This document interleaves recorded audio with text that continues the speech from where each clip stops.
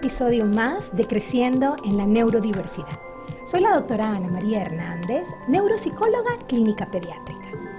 Para quienes nos escuchan y nos ven por primera vez, les comentamos que este es un programa para ustedes, creado por la necesidad que tenemos de las familias de conocer, de tener información, de saber un poco más acerca de signos de alarma, cómo se diagnostica, cuáles son las mejores herramientas para la rehabilitación y que si es el caso de tu familia, puedas tomar decisiones desde el conocimiento para lo que tú consideras mejor para tu pequeño.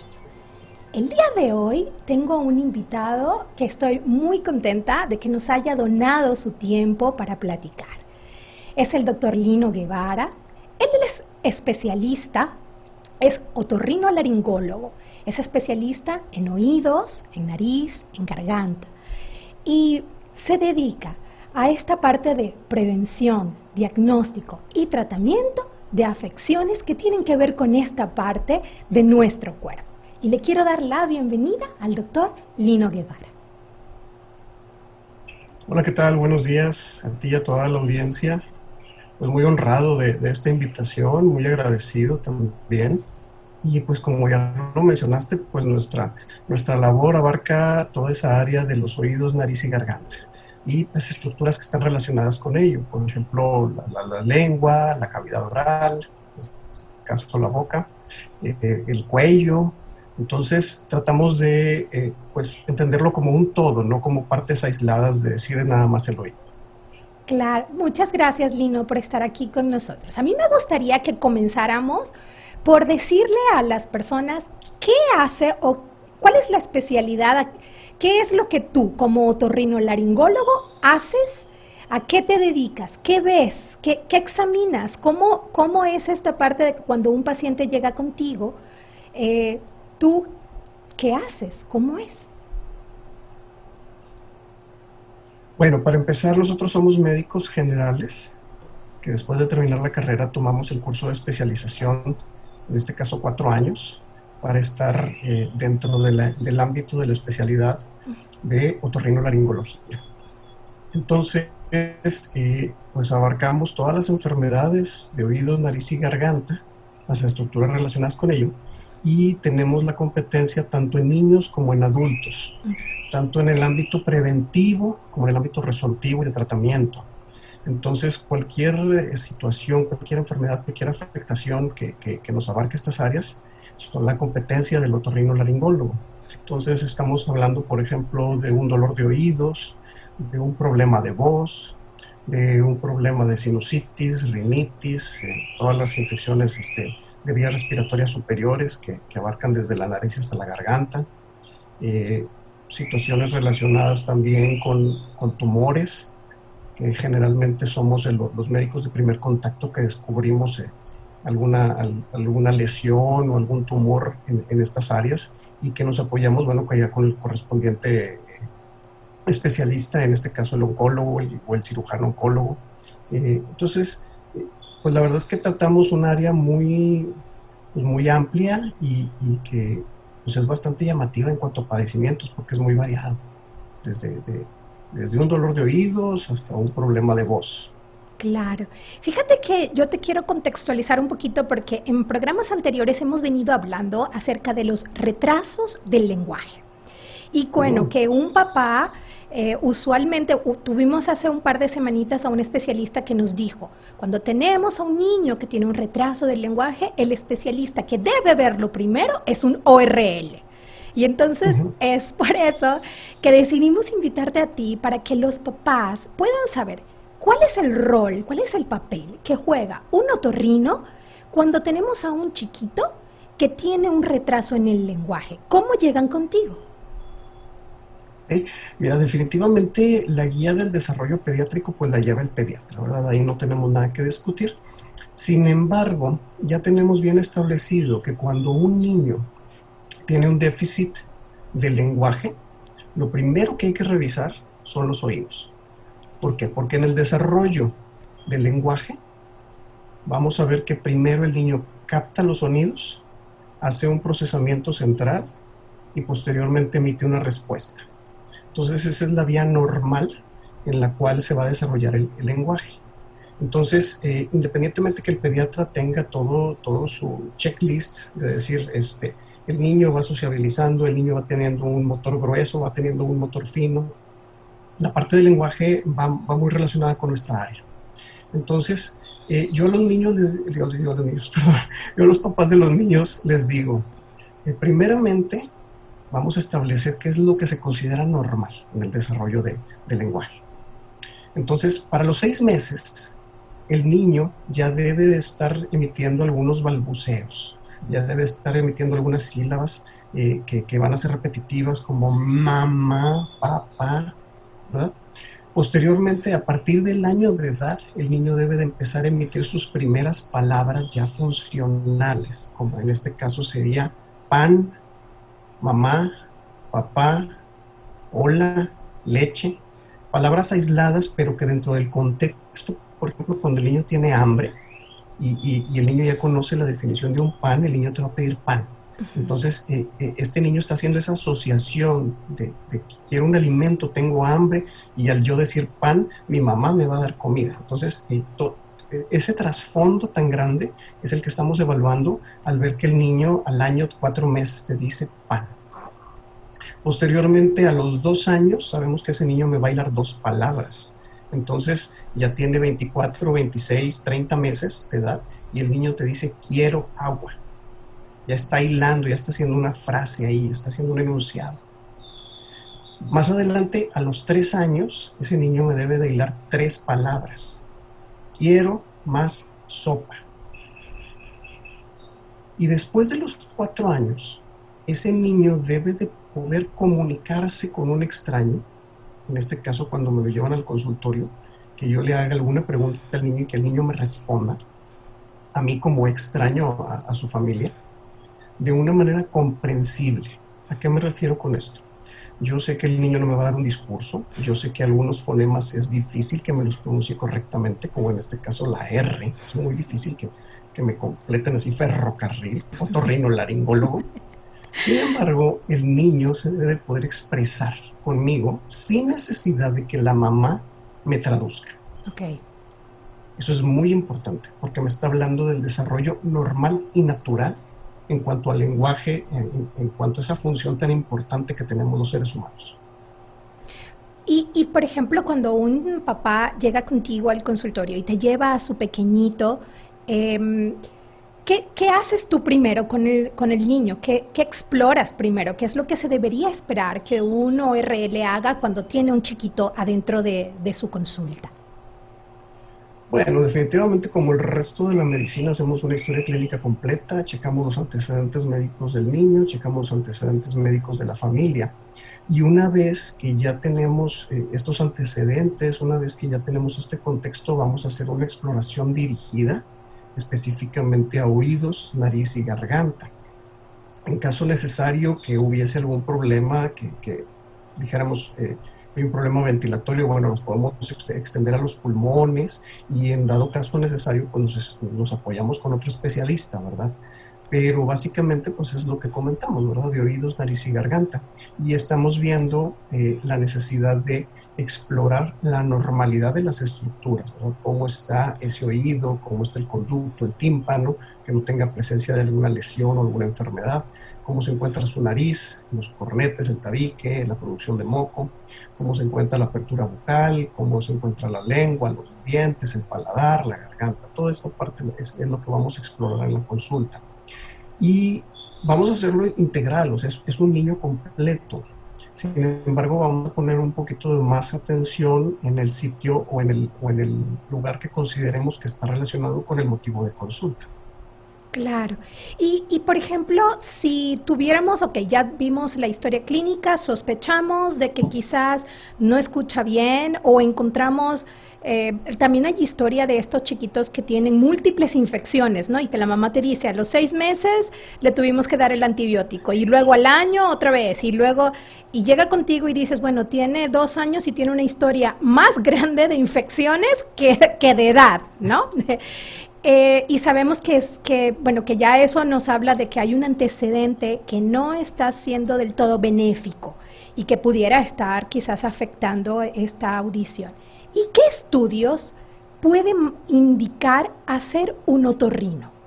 Porque sé que hay muchos y a mí me gustaría que habláramos acerca de cuáles son, de que no son invasivos, porque bueno, hay muchas mamás que les preocupa el de que a los niños los tengan que colocar alguna cánula o algo distinto por desconocimiento. Entonces, cuéntame un poquito qué tipos de estudios podemos indicar y cómo son, para qué sirven. Muy bien. Ahí hay dos puntos que quisiera tocar. Mencionaste primero la repetición de infecciones, las infecciones repetitivas ahí en la infancia, y esto es algo que ya estadísticamente se tiene bien establecido. El niño cuando nace lleva ahí los anticuerpos de la madre. Estas son las defensas que nos van a permitir defendernos, válgame la redundancia. Entonces, antes de los 6 meses de edad, es muy, muy raro que un niño se te enferme de alguna infección. Después de los 6 meses de edad, los anticuerpos van a caer y el niño ya va a tener que producir los propios. Entonces, entre estos 6 meses de edad y los 5 o 6 años de edad, este niño va a tener un desarrollo y maduración de su sistema inmunológico que nos va a dar como resultado ya un individuo que se puede enfrentar más adecuadamente a la vida. Pero en este camino de estos 5 o 6 años, vamos a ver que el niño se nos va a estar enfermando continuamente de lo que llamamos nosotros las vías respiratorias superiores. Esto es precisamente lo que estudia el otorrino, oídos, nariz y garganta. Entonces, ¿qué es lo normal y qué es lo anormal? Todo mundo hemos padecido algún síndrome gripal, algún resfriado común. Generalmente, por estadística, nos dicen que las personas lo sufrimos 1 o 2 veces al año. Y en este caso, los niños menores de 5 o 6 años van a estarlo padeciendo cada 2 a 3 meses. ¿Por qué? Porque ellos no tienen su sistema de defensa desarrollado. Entonces, un niño que te presenta algo de moquitos, un niño que te presenta algo de congestión nasal, que se molesta un día, una tarde, una noche, me duele la garganta, que tiene alguna fiebre leve, que pasa a mejor estado una vez que bañas al niño, una vez que le quitas el exceso de ropa, que le das un poquito de paracetamol. Estos son situaciones que llamamos nosotros leves. ¿Ok? Me refiero que son patrones ya establecidos en donde el niño está teniendo estos malestares, pero le van a durar 2 o 3 días. Okay. El niño no te deja de comer, no te deja de jugar, no te deja de estar alegre al ver las caricaturas, al ponerle alguna actividad adecuada. Entonces es un niño que tiene pues un tropezón, vamos a decirlo así, en estos 2 o 3 días, pero que debe de salir adelante. Entonces, a lo mejor estuvo triste un poquito, a lo mejor hubo una tarde que no te comió muy bien, pero en la siguiente toma se recupera. Al siguiente día vuelve a pedir alimento. Entonces, es algo muy, muy importante, que no te dure más de este tiempo y que la caída no sea tan brusca. Que es muy distinto a decirme que el niño lleva 3 semanas con los mocos, que el niño sigue teniendo picos de fiebre a pesar de que le estoy dando medicamento, que está batallando para dormir, que está batallando para comer. Entonces, eso ya es otro cantar, eso ya es algo que se tiene que investigar.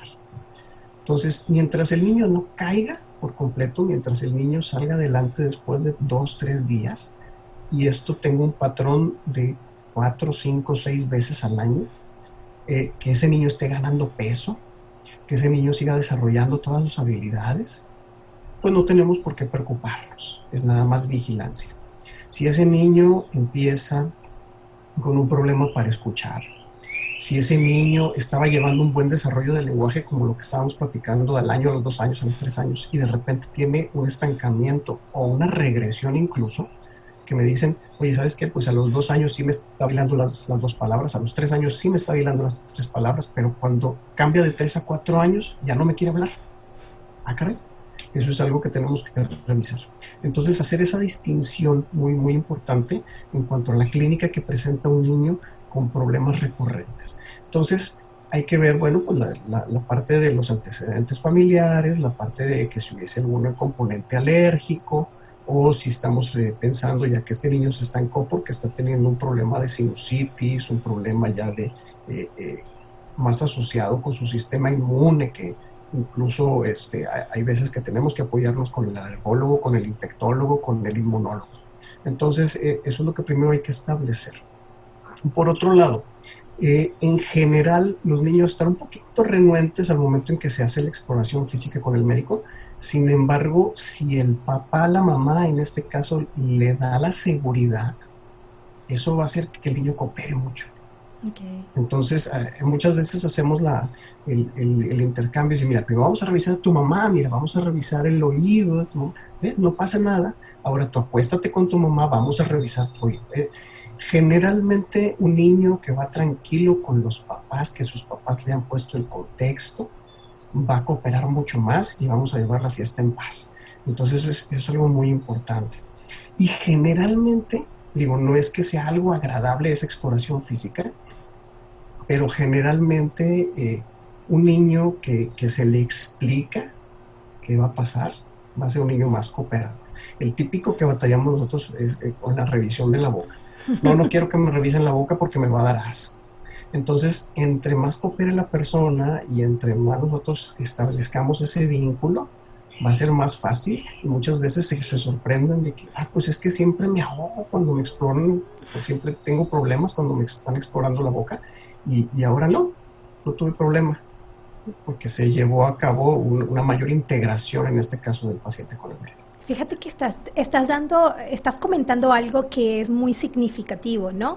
Estás hablando de una técnica que se llama anticipación. La anticipación disminuye nuestros niveles de ansiedad. Si a mí desde el día antes me dicen a dónde voy, para qué voy y qué va a suceder, muy probablemente pues yo voy a cooperar. No es garantía, pero tenemos un alto porcentaje de que eso suceda.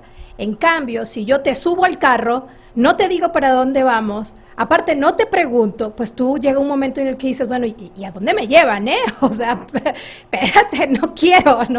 Y luego llego a un lugar en donde está frío, en donde hay otra gente que pues no conozco, es difícil. Entonces sí, como dices tú, esta parte de anticipar y de contextualizar al chiquito es algo maravilloso.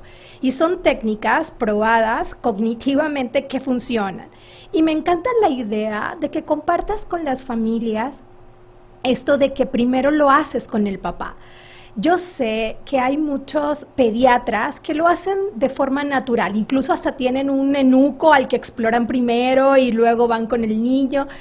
Pero también tenemos un grupo de profesionales que por las prisas, por, no sé, por muchas cosas o hasta por desconocimiento que se van directamente sobre el niño, y me encanta que tú contextualices a los papis y que les digas, a ver, primero vamos contigo, vamos a demostrar y luego con el niño, porque nos está hablando de que eres un profesional que se interesa y que está pendiente de cuidar al pequeño, de que no tenga ninguna experiencia que luego vaya a ser como no tan grata y que condiciona el que ir al médico sea una experiencia desfavorable. Entonces, la verdad es que súper padre que lo compartamos y que el papá sepa que si se encuentra con un profesional que quizás no lo hace porque no lo sabe, pues también el papá le pueda decir, oye, primero explórame a mí para que el niño vea y luego vamos con nuestro pequeñito. Volviendo al tema, Lino, de cuáles son los estudios que un otorrinolaringólogo prescribe o hace, ¿nos puedes comentar un poquitín? Bueno, vamos a hablar un poquito acerca de la función auditiva. Okay. Cuando la persona es mayor de 5 o 6 años, que ya tiene una cooperación más adecuada y una integración social más habilitada, es más sencillo hacer la exploración auditiva. Una vez que ya tenemos una exploración física normal, hacer una exploración auditiva mediante la audiometría. La audiometría es este estudio que nos permite saber la integración de la vía auditiva. Esto es colocar unos audífonos para emitir una serie de sonidos y una serie de palabras que van a evocar ciertas respuestas, y entonces de esta manera medir la función auditiva y su procesamiento de respuesta a través del cerebro con el lenguaje o con ciertas acciones. Entonces es un examen bien sencillo que dura 15, 20 minutos y que cualquier persona que sea mayor de 5 o 6 años puede cooperar para realizarlo. Y es el estándar de oro para decir hay alguna pérdida auditiva. En el caso de las personas más pequeñas, los niños que son menores de 5 años que no cooperan, se deben de hacer otros exámenes que en este caso van a evaluar indirectamente toda esta función auditiva que queremos valorar. Entonces, ahorita aquí en nuestro país, gracias a Dios, ya tenemos una estandarización de la evaluación auditiva. Entonces, el niño cuando nace, a las 48 horas le deben de hacer su test de audición. Así como hacen la exploración física del pediatra, el neonatólogo, así como le hacen sus exámenes de sangre, y se está haciendo toda esta evaluación del niño, se hace de la tiroides, del corazón, todo eso, se hace esta evaluación audiológica. Generalmente el protocolo nos marca que se haga a las 48 horas. Okay. Y en esta exploración audiológica lo que se hace es poner unos electrodos, así como los electrodos del corazón cuando se hace el electrocardiograma. Se ponen aquí en esta parte de la nuca y del cuello y se va a poner un audífono, un micrófono, no sé si es ¿sí? Algo muy parecido a esto, ajá, en el canal auditivo del niño, ajá, para emitir ciertos estímulos y recoger las respuestas de este niño. Entonces, con este audífono y este micrófono que está todo integrado aquí, vamos a ver si este oído, específicamente las estructuras del oído, están teniendo ciertas respuestas. Ok. Entonces nosotros mandamos, bueno, en este caso el audiólogo, manda ciertos sonidos y vemos las respuestas del oído. Okay. Entonces aquí nos va a dar la integridad de ciertas partes del oído y nos va a decir, sabes que ese oído sí está respondiendo. Okay. Sabemos que más o menos unos 2 o 3 niños de cada 1000 en general, de la población en general, van a tener algún problema auditivo al nacer. Entonces es por eso que este examen, que se llama emisiones otoacústicas, es muy importante porque nos va a decir la integridad del oído. Entonces este niño nace, se hace su evaluación completa como cualquier otro niño, pero al momento de hacer la parte audiológica, es decir, si está escuchando o no está escuchando. Y esto nos va a evaluar específicamente el oído. Generalmente la mayor parte de los niños pasan adelante, es una respuesta de sí o no. Entonces, si el niño ya pasó, nosotros tenemos una tranquilidad de que ese oído está funcionando y pues es cuestión de vigilarlo como vamos a vigilar todo el resto del desarrollo del niño. Si este niño no pasa, entonces hay que seguirlo vigilando y aparte de la exploración del neonato que va a hacer el pediatra y aparte de su control que va a llevar mensualmente, lo van a mandar a otorrino para revisión de ese oído, de esas estructuras y ver que no esté algo fallando, funcionando mal ahí. Y a los 2 meses se vuelve a repetir este estudio. Ok. Oye, Lino, y una pregunta. Digo, yo lo sé, pero necesitamos que la audiencia lo conozca. ¿Este estudio es doloroso? ¿Al niño le duele? ¿Le molesta? En absoluto. Es un estudio que podemos hacer incluso con el niño dormido. Okay. Después de que este niño ha sido alimentado, de que después que este niño ya está en la cunita ahí, se lleva y tranquilamente en un ambiente muy silencioso se hace el estudio muy sencillo con el audífono y el micrófono y las señales que mandan son muy sutiles, precisamente porque lo que queremos ver es que el oído esté captando esas señales. Okay. Entonces, como te digo, la mayor parte de los niños van a pasarla adecuadamente. Pero si en el transcurso de este protocolo descubrimos que hay algún problemita, bueno, entonces sí hay que ahondar en esto. Hay otro estudio que se llama potenciales auditivos evocados del tallo cerebral, muy rimbombante como otorrinolaringólogo, que lo que está evaluando es la conexión que existe entre el oído con el tallo cerebral y el cerebro. Entonces, el tallo cerebral para propósitos prácticos es esa conexión que existe entre las funciones básicas del organismo con el cerebro. Esto es respirar, esto es comer, esto es la frecuencia cardíaca. Entonces ahí se controlan todas estas situaciones y por ahí precisamente pasa la vía auditiva. Entonces este segundo estudio, que son los potenciales evocados, van a poner también unos electrodos aquí en esta parte, van a poner un micrófono que va a estar evaluando ahí con unos audífonos también aquí en el oído. Y este sí tarda un poquito más, este sí puede tardar alrededor de una media hora. Si el niño está muy cooperador, se puede hacer directamente. En algunos casos hay que dormir al niño porque, como decía el estudio, tarda más o menos una media hora, quizás unos 40 minutos. Hay algunos niños que no cooperen mucho, que se desesperen, que no entiendan el contexto. Entonces, en los niños que cooperan se hace directo.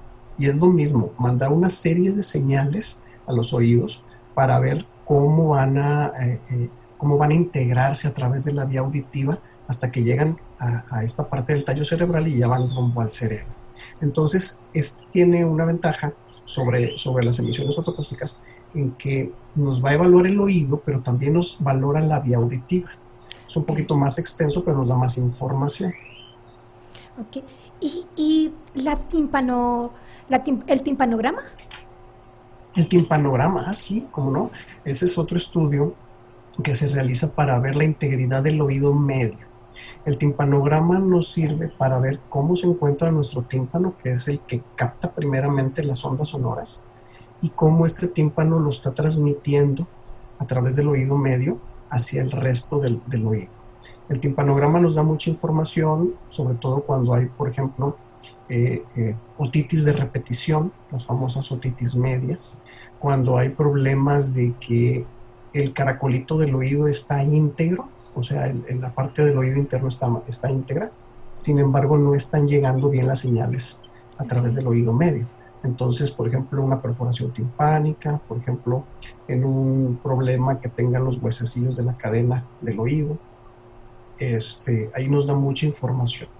Por ejemplo, la resolución de una otitis, ahí nos da mucha información el timpanograma. Y ese es otro estudio bien sencillito también, dura 5 minutos, es un estudio bastante simple, técnicamente hablando, aunque detrás de él haya toda una ciencia explicando ese trasfondo. Van a poner un sensor especial que es más o menos parecido a esto, en donde el sensor va a mandar una señal que va a rebotar en el tímpano y va a captar su regreso. Entonces se oyen ciertos sonidos, se siente cierta presión ahí en el oído, pero es un examen que se tarda 5 o 10 minutos. Entonces nos ayuda bastante a ver la integridad del oído externo, del oído medio sobre todo. Claro. A mí me gustaría que conversáramos un poquito acerca de algo que yo escucho con mucha frecuencia a los papás, y son los famosos tubos de ventilación. ¿Nos puedes comentar qué son, cuándo se indican, para qué sirven? Porque es muy frecuente que un papá llegue con nosotros y que nos diga, le pusieron tubos de ventilación. Entonces, a ver, ¿qué nos puedes decir de estos? Mira, el tubo de ventilación es una situación resolutiva, es una cirugía que se hace a través del tímpano para colocar un drenaje accesorio a ese oído. Cuando el oído no funciona bien su drenaje, va a tener esta situación de otitis de repetición. Y esta otitis de repetición puede ser tan recurrente y tan importante que va a afectar la función auditiva del niño. Entonces, muchas veces esos niños se descubren por un retraso del lenguaje más que por un dolor de oído. Entonces, tú tienes un niño que iba con su desarrollo del lenguaje adecuado, como ya comentamos, y de repente tiene un freno o tiene una regresión incluso. Entonces, estos niños hay que evaluar que no tengan una otitis media. ¿Por qué? Porque epidemiológicamente la otitis media es la causa número 1 de un retraso del lenguaje que puede ser corregida médicamente. Okay. Entonces es por eso la importancia de que los padres vean que su niño está desarrollando bien un lenguaje. Entonces a mí me asombra mucho que llegan con estas historias características. No, es que el primito habló hasta los 6 años. No, es que la tía batalló y ya cuando entró a secundaria la tuvieron que meter a una escuela de apoyo. Espérame, o sea, estás teniendo una caída como las fichas de dominó, porque se te va a retrasar todo el desarrollo de ese niño.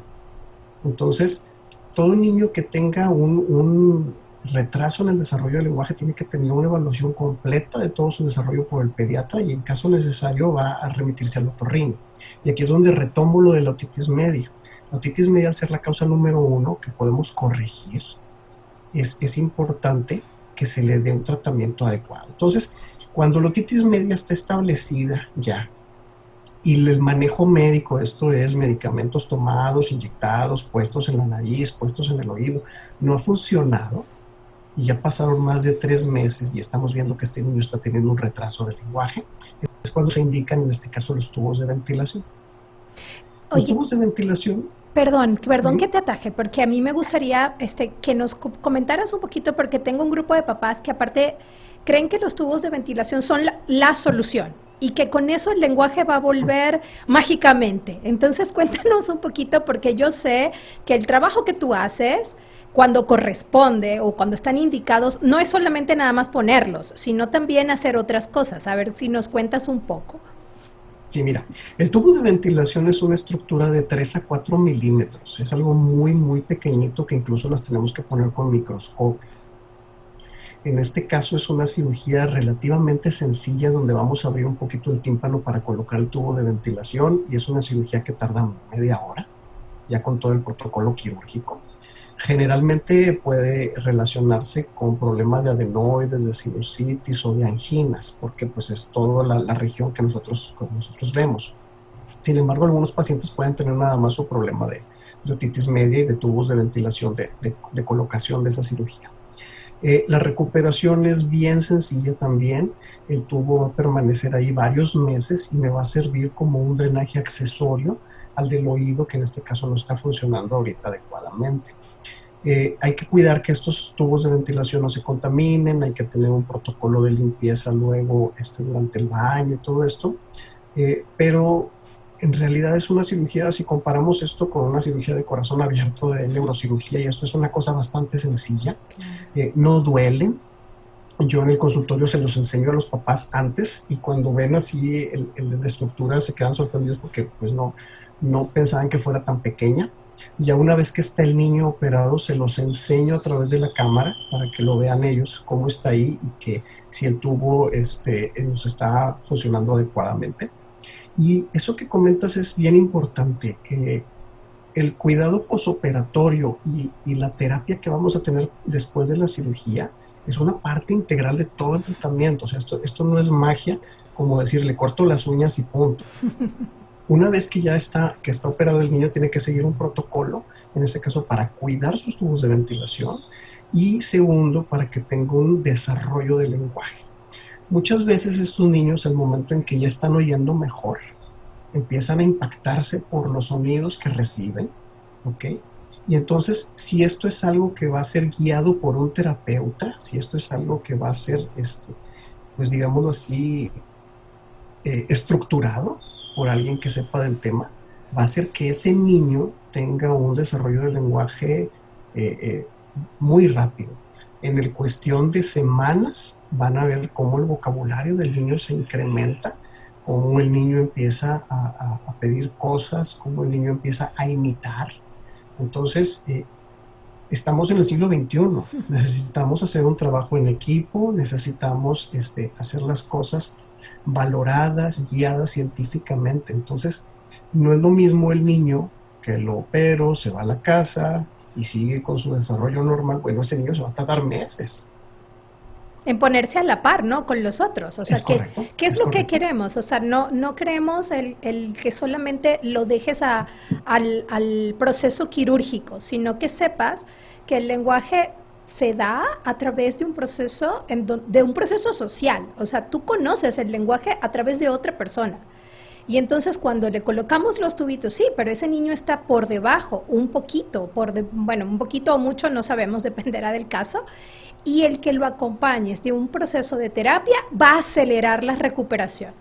Y pues bueno, como dices tú, eso impactará en su vida futura, porque la verdad es que el lenguaje posteriormente se va a convertir en lectura, en escritura. Entonces, esto es el principio de muchas cosas que van a venir a impactar en la vida de tu hijo. Y me encanta que seas uno de estos profesionales que digan, bueno, entonces hago esto y me apoyo con un equipo interdisciplinario que venga a complementar lo que yo hago. Y la tasa de éxito entonces va a ser mucho más alta y aparte la recuperación mucho más rápida, que de eso es lo que queremos. Yo una vez escuché, y me da risa cada vez que lo pienso, pero es cierto, a un neurólogo y le robé la expresión que decía, si es que no es un aguacate, o sea, no es nada más de que vas, lo cortas y lo pones en la mesa, Lo ¿no? maduras. Claro. Y que madure solito. O sea, es esta parte de exponerlo a técnicas correctas de estimulación, de desarrollar lenguaje, para que entonces el éxito del tratamiento o de la intervención sea maravilloso y podamos entonces tener una recuperación mucho más grande, mucho más rápida, que va a impactar en su vida futura. Definitivamente, es increíble cómo hay gente que ve que el niño no está teniendo el desarrollo. Digo, bueno, ellos no tienen por qué saber los puntos claves, pero sí les debe llamar la atención, oye, el niño no habla. Entonces, si ese niño está teniendo un retraso en ese desarrollo del lenguaje, a lo mejor a los 3, a los 4 años, no es lo mismo intervenirlo tempranamente que intervenirlo a los 7, a los 10, a los 15 años. Imagínate esa criatura que no puede expresarse en ese momento y que estamos viendo, como tú dices, a que madure el aguacate y sabrá Dios a los 25 años cómo va a pedir trabajo. Sí. Sí, eso que estás diciendo es importante, ¿no? O sea, no, quizás va a llegar a desarrollar lenguaje, pero ¿cómo es la calidad de ese lenguaje? Porque estás de acuerdo que habrá cierto tipo de trabajos o habrá ciertas oportunidades de trabajo que quizás las puertas se vayan a cerrar porque la calidad de su lenguaje no es buena. Y estamos Es hablando de correcto. chicos inteligentes, o sea, que no es por la parte cognitiva el que no puedan acceder, sino porque esta intervención se dio de forma tardía. A mí hay algunas cosas, como, a pesar de que estamos en pleno siglo XXI, a mí hay algunas cosas que me llaman mucho la atención y es esta parte de que todavía hay esta falsa creencia, porque es una falsa creencia. En este programa también derrumbamos mitos, de que los niños se tardan para hablar, el niño varón. A ver, no. O sea, tenemos una línea que nos marca un desarrollo temprano. Y tenemos una línea también que nos marca el desarrollo máximo, o sea, de la edad máxima esperada para que desarrolle esa habilidad, ¿verdad? Entonces tenemos un Es rango correcto. amplio. Pero no quiere decir que porque tu pequeño sea niño, varón, puede hablar hasta los 5 años. O sea, no. Si no se está dando dentro de lo esperado, debemos buscar ayuda, debes buscar ayuda con el profesional de tu confianza. No tiene que ser conmigo, contigo, Lina, con el profesional de tu confianza. Y todavía más me asombra que hay profesionales del área de la salud que dicen, vamos a darle chance, vamos a esperar que cumpla 3 años o vamos a esperar que cumpla 2 años. Y yo digo, bueno, me das el nombre porque le voy a mandar un pequeño paper para que se actualice, o sea, y sepa que no esperamos. La plasticidad cerebral se está dando en su máxima expresión en los primeros años de vida. Y A los sin... 6 meses es increíble las conexiones neuronales que se están haciendo. Y tú ves el desarrollo de un niño recién nacido que prácticamente está completamente dependiente de la madre. Y tú lo ves a los 6 meses cómo ha cambiado, cómo se está moviendo, cómo está interactuando ya, esa sonrisa, queriendo mover las manos, queriendo voltearse ya. Y lo vas comparando, por ejemplo, al año de edad, como el niño ya se pone de pie solo. Entonces, esa maravilla de desarrollo que tenemos, ya la tenemos establecida, ya la conocemos.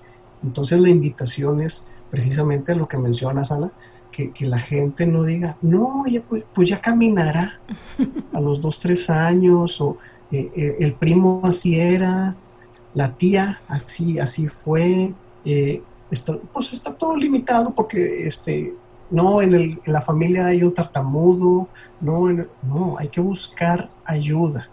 Entonces quisiera pues enfatizarlo en esto A los 6 meses son los balbuceos.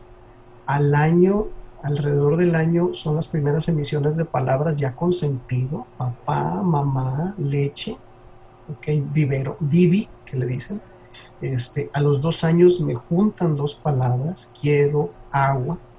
A los 3 años quiero más sopa. O sea, son 1 año una palabra, 2 años 2 palabras, 3 años 3 palabras.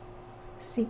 Pues muchas gracias, Lino. La verdad es que siempre me gusta escucharte porque eres tan sencillo a la hora de explicar. Transmites con tanta facilidad lo que nosotros buscamos que se quede con un papá.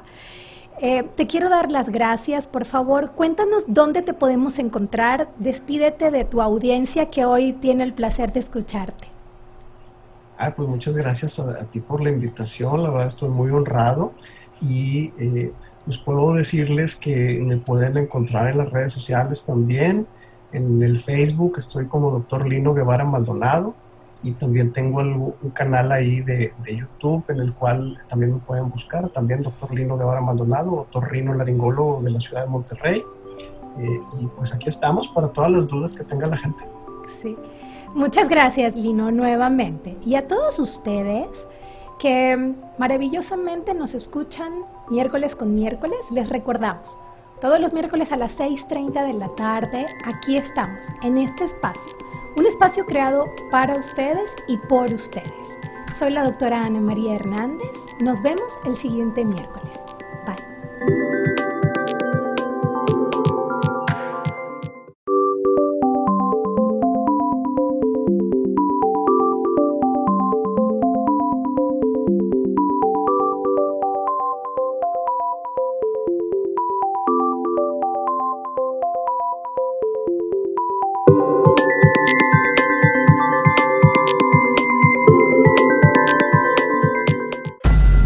Esta fue una producción de INCU.